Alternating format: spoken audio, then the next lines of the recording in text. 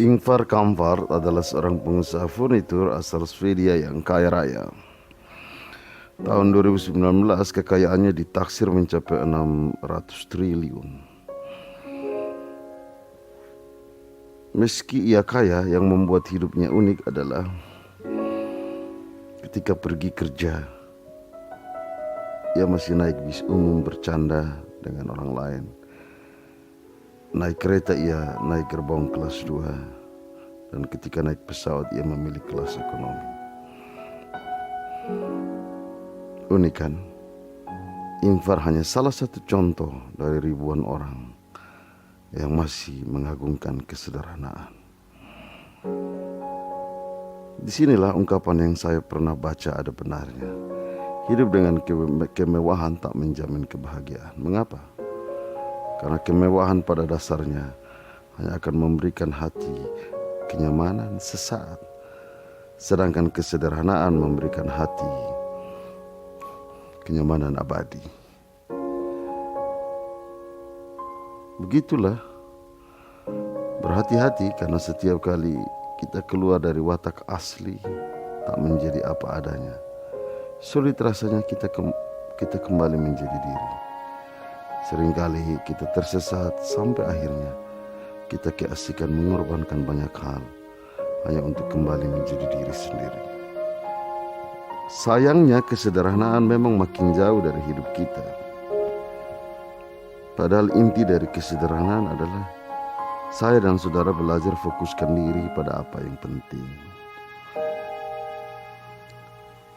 Bayangkan begini, menikah dengan baju yang paling mahal buatan perancang baju ternama, dengan kain yang lembut dan bermerek sesuai tren. Tidak ada bedanya dengan orang yang menikah dengan busana biasa-biasa saja atau dengan tampilan adat yang sederhana. Toh intinya sama-sama diberkati kan? Berdandan misalnya dengan tujuan untuk tampil gagah, cantik, menawan. Saudara perhatikan, banyak orang yang berdandan tapi kehilangan keasliannya. Mukanya menjadi lain dan dia seperti keluar dari keberadaan dirinya. Kami pernah diajak makan. Seorang pengusaha mengajak kami beberapa pendeta makan. Di restoran itu menunya banyak, segar, enak, bergizi. Tetapi karena restorannya menyajikan standar aturan makan yang makin rumit menurut saya, maka kami makan dalam kekakuan, ambil sedikit-sedikit, tak ada kebebasan. Belum lagi ketika ada makanan yang harus menggunakan sumpit, rata-rata kami menghindarinya. Sumpit tak kami ambil kecuali tusuk gigi. Saudara, sesungguhnya dalam ajaran agama, substansi kesederhanaan itu harus lahir dari kemauan untuk mendalami sikap hidup bersyukur, tidak tergoda untuk ditarik, membandingkan diri dengan orang lain, dan mungkin juga soal gengsi atau harga diri. Buku yang saya pernah baca, Simplify Your Life, tulisan Alliance T. James, menyatakan bahwa sepanjang sejarah orang-orang bijak dalam setiap kebudayaan besar, hanya orang-orang yang menjalani kehidupan sederhana akan menemukan kebahagiaan. Secara psikologis, kesederhanaan bermanfaat dalam menyeimbangkan energi positif dan negatif dalam diri dan kehidupan kita.